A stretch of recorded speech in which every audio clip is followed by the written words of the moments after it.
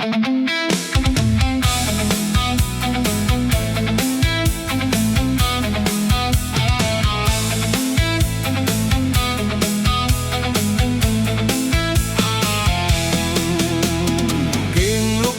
្ញុំយល់សពអស់ពេញមួយយប់យល់សពឃើញទេបបសអស់ទាំងអស់ស្រស់បវ៉ាហើយសែនអស់ដូចស្រីលវចុះពីឋានសួគ៌ខ្ញុំមិនភ័យនឹងស្រីទេ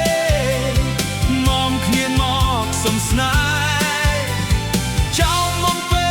ខ្ញុំមួយព្រួយសែនព្រួយខុសគេងលុបទៅខ្ញុំយល់សពរវល់មួយយប់យល់សពខំគេចពីស្នេហ៍ខ្លួនបងខំមិនទំនេរស្នេហ៍នេះខុសគេឲ្យបងភ្លេចភ្លាំងស្មារតីខ្លួនខ្ញុំមិនភ័យ